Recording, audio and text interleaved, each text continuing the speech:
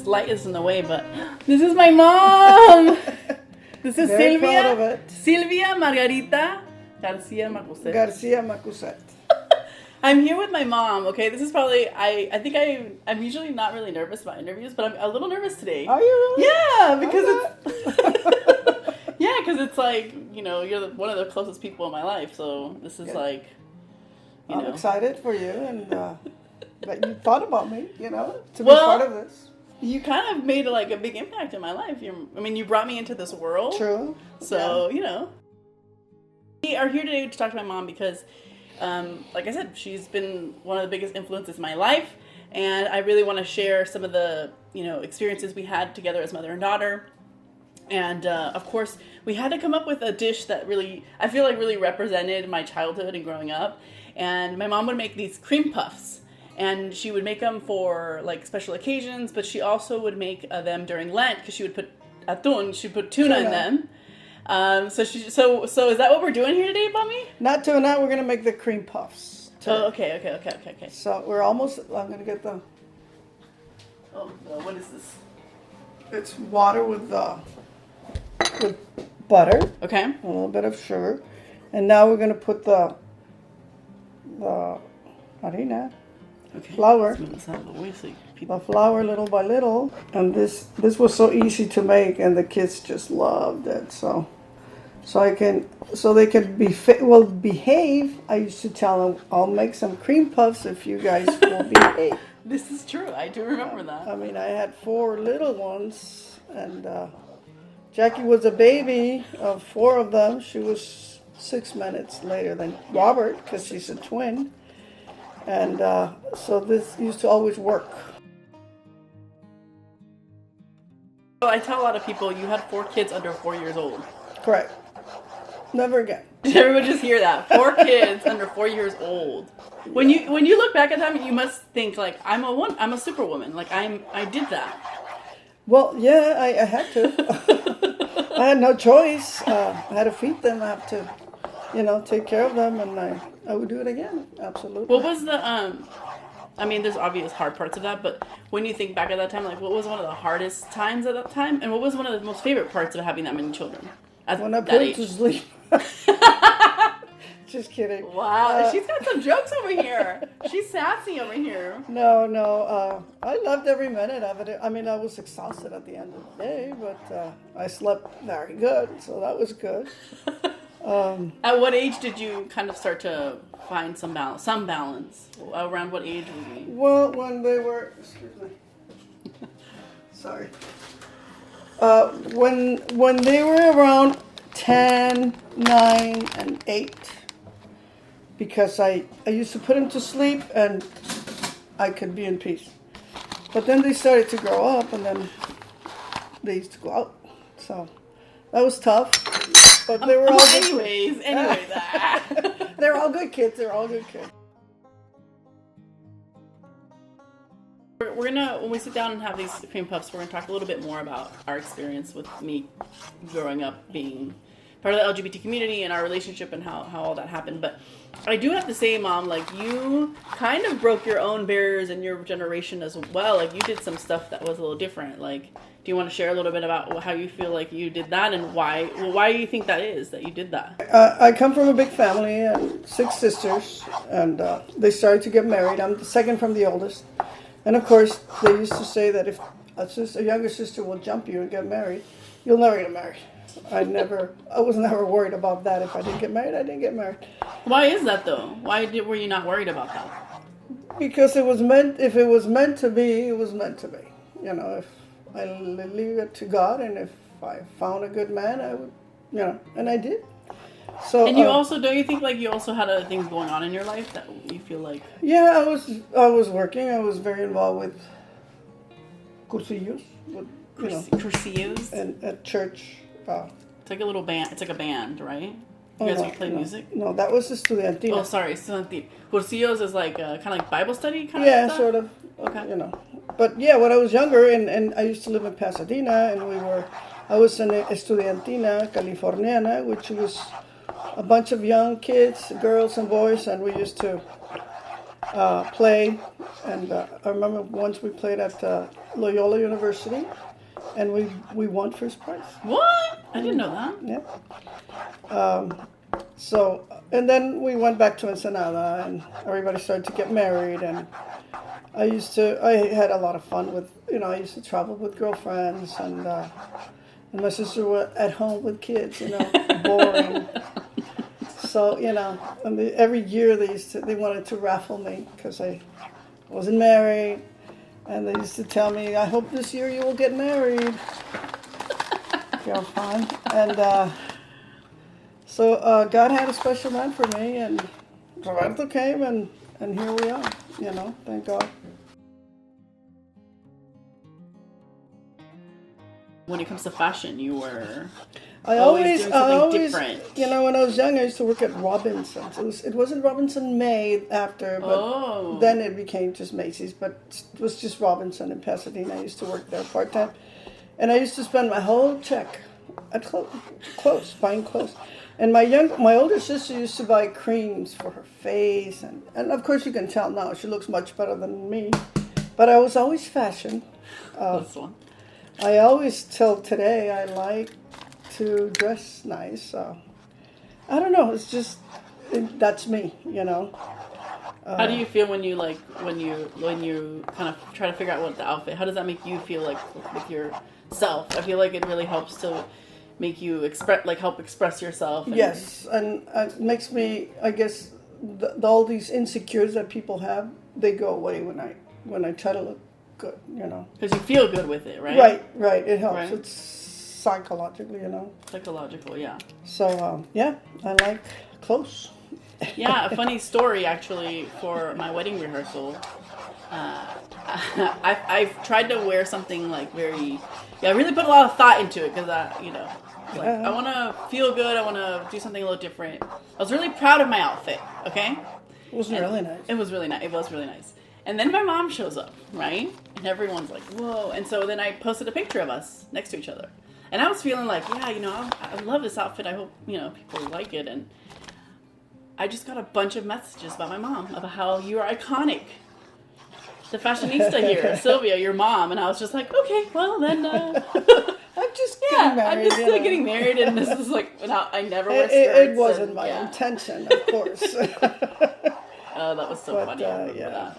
Yeah, it was a lot of fun. I love Chico's. I like to buy clothes from Chico's. So, and I have a lot of sisters, and I give a lot of my clothes to my sisters, which I love it, Mm-hmm. And so, anyways, I didn't mean to.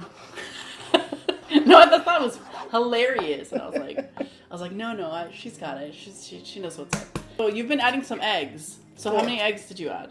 4. 4 eggs. Okay. A little bit of more. I guess the eggs were too big, so I had to add more of the flour. Flour. Okay. Because it has to be gooey. Yeah. Soft and gooey. So I don't know how to do that. She was very nervous about this, y'all. Yeah. Very nervous because she hasn't made it in a while. Oof. Years. So food for you, I feel like you were kind of mom that was like, because you had all these kids, you kind of had to be efficient. Like, you gotta find things that were simple, easy to make, yeah? Yeah. Whatever. I couldn't, Jackie liked pizza. I still like pizza. She still likes, I did not make pizza. But you know what? They love spaghetti. I used to make a lot of spaghetti for everybody. Easy things. I didn't complicate my life. And till today, I'm very fast of making dinner or just make up things. And thank God my husband eats whatever I give him, He's not picky at all. Yeah, you just experiment a lot, huh? You just throw things together. Now we eat a lot of veggies, and we're older. Just a little bit older. Just a little bit. So we do eat a lot of veggies and try to feed my husband pretty healthy. Yeah. And me, I cheat sometimes with candy or whatever, but a little treat. Yeah, I think it's only fair. Yeah. This whole thing, you saw me putting all this together right now, and you see some of my videos, but like, what are your thoughts about me doing this whole Donas and Tortas adventure? You know, when you started, I said, donuts and tortas? I mean, nothing in common at all. Exactly. You know, but that's Jackie, you know? I'm random.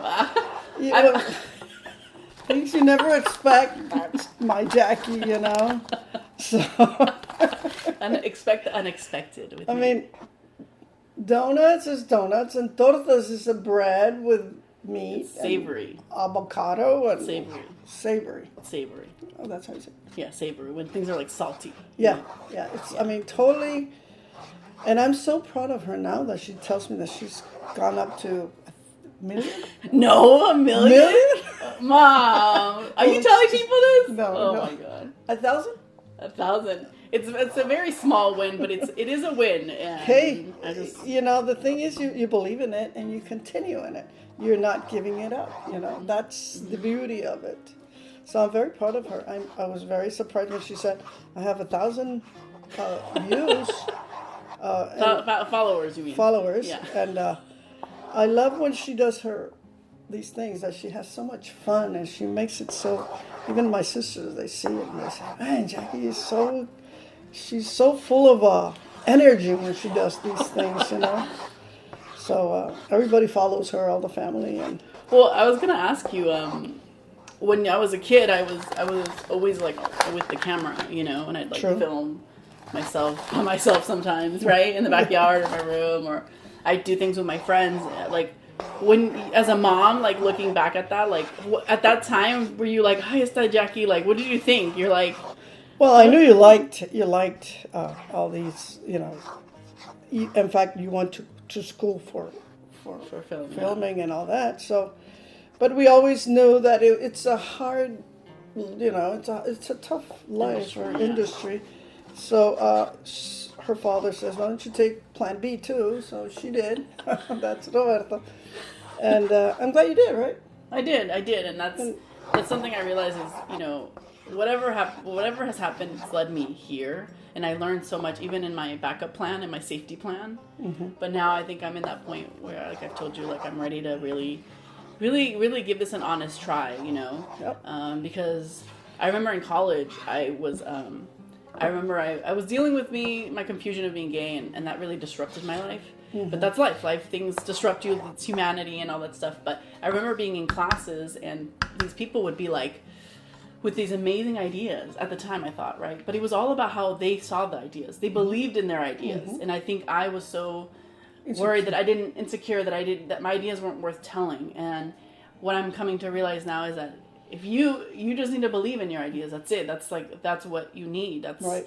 You get to decide what's valuable, you know, you get to put that in place. And so I feel like I'm finally doing that with Donas and Tortas, and it's a really full circle fulfilling moment for me, Ma. You know, a lot of people never have the guts or the opportunity. Mm-hmm. And thanks to you want to, and Anna, that's my spouse, by her, you're lucky to do your dream, you know. Mm-hmm. Not hardly anybody have that opportunity. Mm-hmm. So you're going to be successful.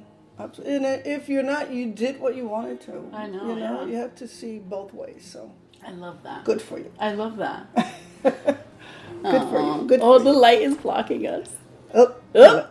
So we use this area right here used to be the cabinets. Remember? Oh, this kitchen has gone through a lot of remodeling. It needs another one, but you know. She's funny, this one. One thing that I feel like we've talked about is because when you were growing up, for women, it was hard to, you know, kind of take your life into your own hands, career, right? You've spoken openly about how your dad, and at the time he thought, you know, what was best was what he saw growing up, which is you're going to marry your husband and he's going to take care of you. Mm-hmm. And you did it, but I know something that you've taught me in my lifetime and you passed on to me was how important it was to take care of myself and do my own thing. Absolutely. Can you speak a little bit about that? Well, you know, in those days, women, a lot of control of the parents, because that's the way it was. You know, you have to take care of your girls. And if you don't go to college, it's okay, your husband's going to take care of you. Well, not necessarily. I've been lucky, and I worked and I did my things, but now, women, they have to do their lives, not just what everybody's been saying for years and years. You have to be successful. You have to, of course, if you get married, the whole thing, but not to be controlled. Not that I was controlled with my husband or my dad, but I saw a lot of it. Just be independent. Be independent. That's very, very important for a woman, because sometimes a woman cannot have both lives, or it didn't used to. They didn't used to. Now they can. Now they can. It's not easy, but you can do it. Look at my daughter. I mean, I don't have kids yet, if that's even going to be a possibility. But yeah, I think I definitely really admire moms who are working moms. It is not. And obviously, moms who are stay-at-home too. That's a choice, right? Because in a way, you're also giving up, part of your identity with your career. Yeah, but that's a choice. That's a choice. Yeah. If you can afford it. Right. Which is wonderful for the kids to have mom at home. Yeah. But if you can't, like your sisters, they have to work, and that's fine too, Mm-hmm. And of course, we have the opportunity and the delight to be with our grandkids, which we enjoy very much. Mm-hmm. To have grandma and grandpa there. Now that you've seen us all grow up and all this stuff, when you look back, is there anything as a mom that you feel like you would have done differently, or something that you're like, oh, I really admire that part of what I did as a mom? Anything come to mind? Probably. I wish I would have been a little bit more organized. I was not organized. I didn't have time. I used to work part-time. But I remember there was a group of Mother of Twins Club in New Jersey when we lived there, that they used to tell me the kids will not remember the clean house. They'll remember the time you spend with them. Mm-hmm. So, we try to spend as much time as we could with you guys, and your dad teaching you all these maths and all these, helping you with the homework in college. But you came in with the emotional part. You were the emotional support, I guess so. You were. I remember, as a little kid, some of my happiest memories when I was very young was when we'd all come to your bed, and you'd be the person to go to talk about the real stuff, not the math equations, but life stuff, emotional stuff, and then you would put us up with your feet, our feet would go up, and you would give us rides. Yeah. That was my exercise. That was our exercise of the day. And then eventually, to have fun. When we were older, you came with more serious stuff, which we'll talk a little bit more about that when we have the cream puffs. So we'll let these be there for 20 minutes, 15 minutes? Yeah, okay. We'll be checking them. All right, we'll be back. Right. They're not pretty, but I'm sure they taste good. So what we're going to do is we're going to open them, and we're going to put the cream and open it. Put the cream.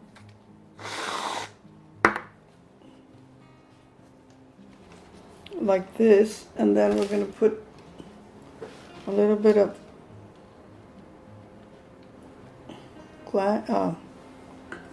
the sugar, and we're going to try them. Jackie, come here. Okay, we're here. Try one. Check that out. All right, I'm excited. Okay. Okay, let's go. Cheers. There you go. They're good. You're messing with me this whole time, huh? No. They're just like I remembered them. They're just like I remembered them. Just one because. Just one? Oh, you take some for Anna. Thank you for coming to my house. What? We gotta sit down. Oh, we're gonna sit down? Okay. Yeah. Let's go have a seat with this, yeah? Okay, we made it to the end of the interview. My mom was already like, we're done? I was like, no. I feel like when we sit down, I feel like that's when we're able to talk about more like deeper stuff. Mm-hmm. This is the segment where I call we go deep. We go deeper. So you ready to go deeper? Yeah, She's used to it because I feel like for as long as I've could remember, I think we've always had like really deep conversations. No, like I'm very analytical, and you're just your game. You're always open to having the conversations. So absolutely. I thought it would be great to open it up with, I think one of the biggest parts of my upbringing and a big component of how our relationship has evolved, and where we, because I love my mom, but like any relationship, there's ups and downs and there's disagreements about stuff. So I do want to talk about the LGBTQ, the gay stuff. So I came out, I think my mom was one of the first people that I came out to. I was 18.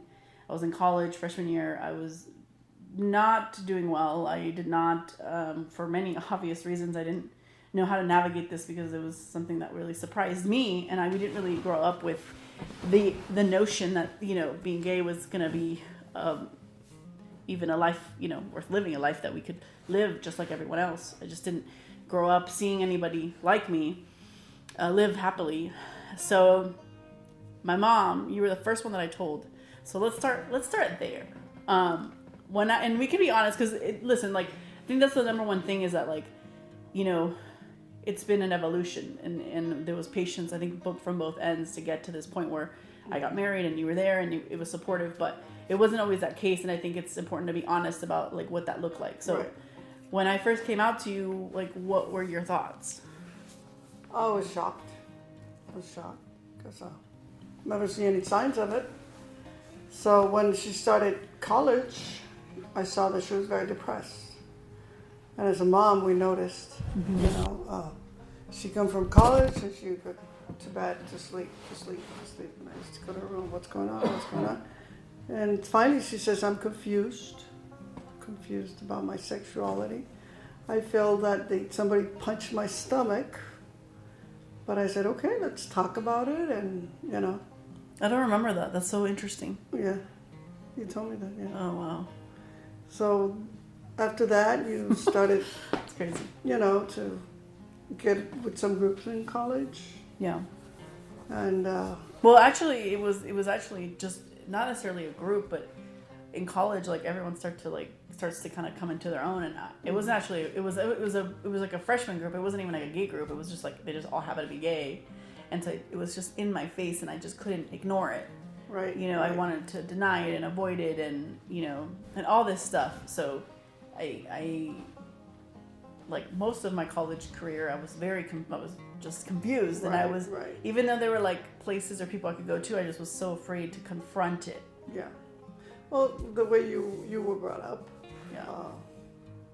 we're Catholic, we're practice the Catholic religion, and so that was something we didn't expect. Yeah.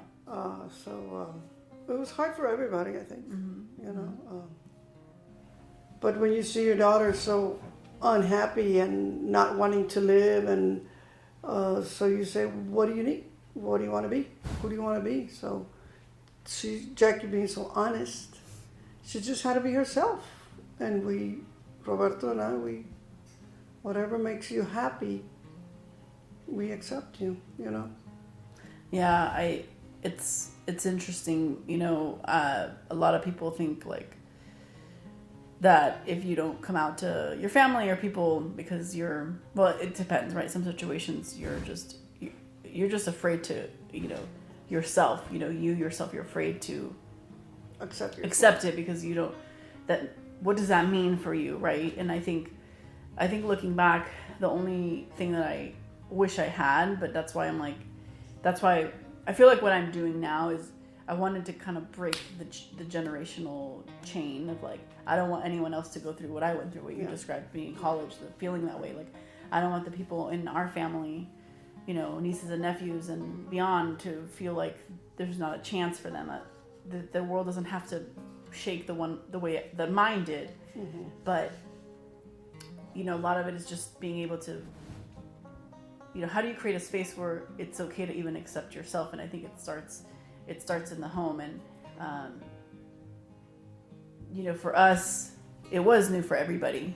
But I think looking back, I do say, and I've told you before, that it would have been nice for my family to be like, okay, like, you're out. We don't understand it. It's new for us, but we're here for you, and we're gonna be here for you, and we're gonna figure this out. And I think hearing, like, being explicit, hearing those words really is a comforting notion. And actually, Robert, my twin brother, was the last person I came out to. Oh, really? And he was the one out of my whole family that was like, how do I protect you? How do I be there for you? And that was a sense of vulnerability, I guess. He also has, you know, maybe he realized that, like, life isn't what, you know, life has its curveballs. And but I think, like, I guess what I'm trying to say is, like, not every family can do that. No. But it's okay. Like, you know, I stuck it through because I knew that they were trying their best. They were doing their best. Yeah, it was something new for everybody, so we didn't know how to act, what to do. But at the end of the day, is the love of the daughter that, you know, and that if you wanted her to see her happy and, you know, wanting to be around. And so, hey, whatever makes you happy, it makes me happy.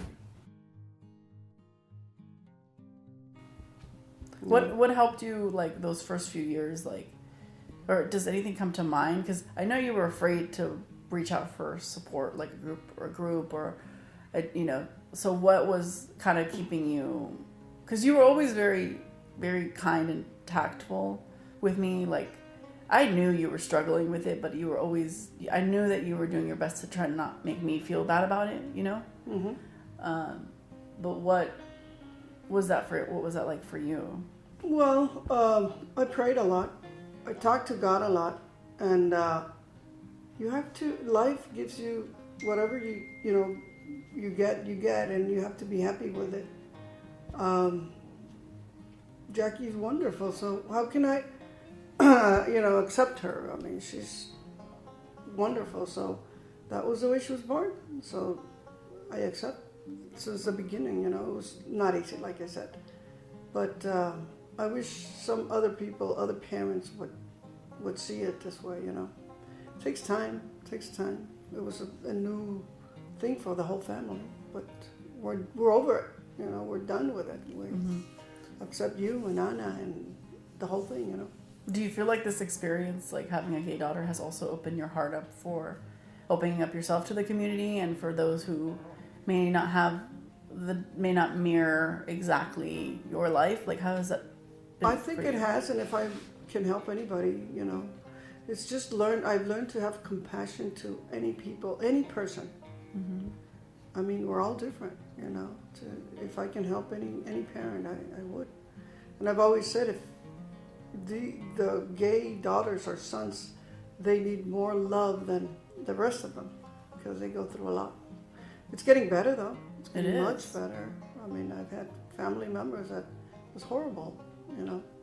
So now everybody accepts, well, almost everybody. And if they don't, they have problems, you know. They have problems. Yeah.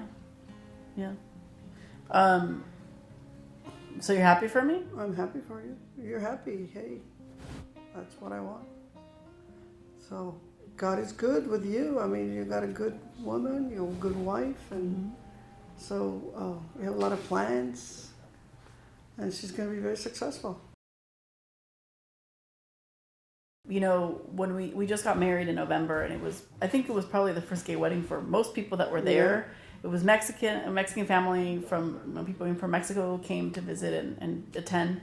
How was that for you, being there? You know, you're with your daughter, she's marrying a woman that you adore, but you're there, your whole family is there. Because I know a big thing was, like, I think one of the biggest things you struggled with was, like, how do I tell your own family? Because coming out is me coming out, but you coming out is also coming out, like, saying I have a gay daughter. Like, how was that for you? And then, like, being there at the wedding. I felt so good that everybody supported Jackie. Everybody. I mean, everybody loves Jackie. So, you know, I felt very loved, that she's very loved. And Anna's family were wonderful, so it was all good. It was a really fun wedding. And you look beautiful. Thank Both you. of you. You did too. Yes. Who looked more beautiful? You did. Okay, good.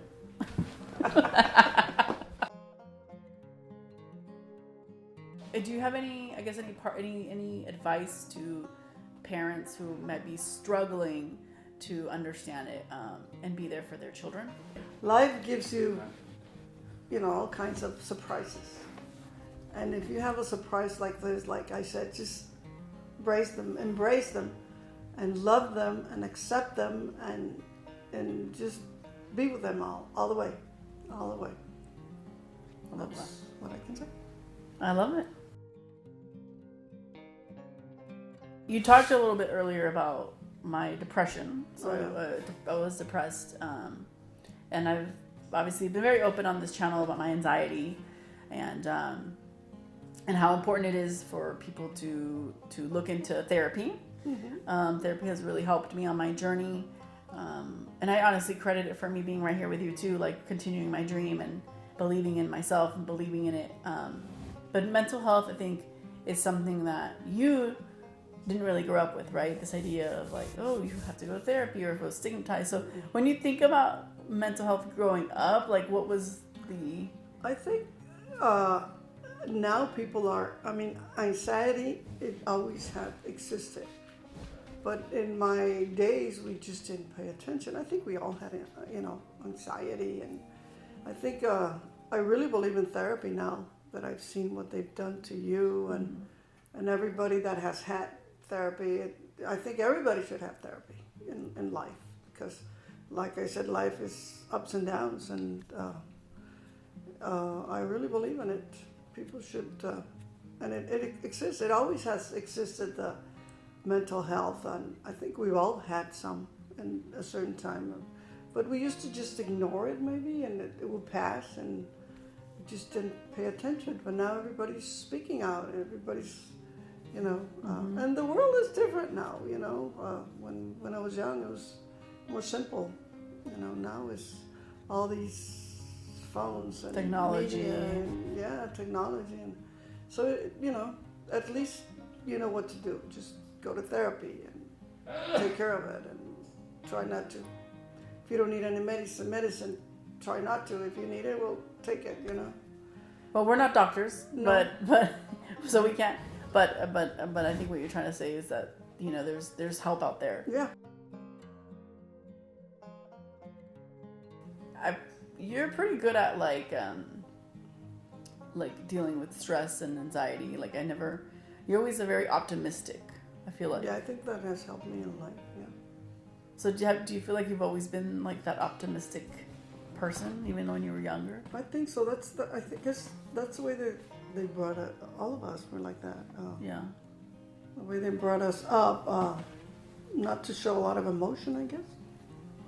How do you feel about that, though? Because that sounds... I'm used to it. You're used to it? Okay, so let's think about this. You have a daughter, me, who's like the opposite. Yes, okay? Totally. And I've learned to now speak to that by saying, like, I'm very in tune with my emotions versus trying to make it seem like this negative thing, like you're dramatic or emotional. It's like I'm very in touch with my emotions. Which is wonderful. I feel a lot of things. I'm very empathetic. But growing up, you had a daughter who was like me, who was me, and also your own background. How was that challenging for you? Yeah, it was. It was something totally new for me.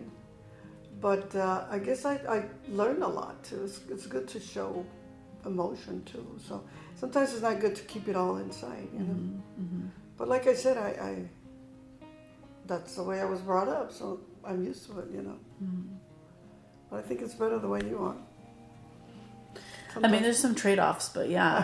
I think at the end of the day, you can't deny your natural spirit, your natural behavior.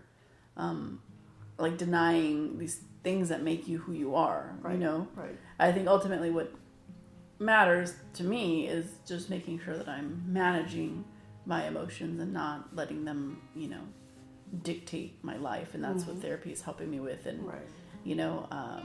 and I'm happy about that because it's like, oh, now I get to be, instead of feeling shame about a lot of different things. It's like, it's really about, like you said, embracing who you are. Exactly. Embracing your kids, but embracing yourself is like very key. So To be authentic. authentic. Thank you. Authentic. Yeah. Do you think I'm pretty authentic? I think you are. Yeah? Oh, yeah. You know, I used to think that was a bad thing, and now I'm like, you know what? No, yeah. That's fantastic. I'm glad. I love that everybody has their own journey and everybody has their own way of being, and it's like celebrating what makes everybody who they are. I think it's pretty cool. No? That's what makes the world go round, you know? That's what We're all makes so the world different. go around. It's been a lovely sit-down chat with you. Thank you for pleasure. opening up your home to us. My house is your house. I mean, since I was a kid. Shut up. Any final words? What did you enjoy yourself today? I did. I really did. I mean, Jackie lives close by, but we don't see you a lot. As often. That often, anyways. But yeah, it was really a pleasant morning. We cooked. I did some egg, some egg, What? the panecitos, The cream puffs? cream puffs. And They were really good, and you were all worried that they weren't gonna Wow. be. Yeah. And just to spend the time, the morning with you, it was wonderful. We should do it more often. We should do more often. Well, we'll take down all the cameras, so we made some TikToks, and you were having fun, weren't I you, was Missy? having fun. I was. She was, so watch out for those And your on dad, TikTok. too. And my dad, yeah, we got him in the loop. But thank you so much for not just for this, but for being such a loving mother who. It's been easy with you, with all my daughters. Well, thank you And my for. son. Yes, my brother and my sisters. Thank you for. Wonderful. Thank you for loving us, for being there for us through the good, the bad, and ultimately just loving us unconditionally, which is what. That's what a mother's for. Yeah, that's what a mom's for. So, Hey, love you, mommy. my chiquita.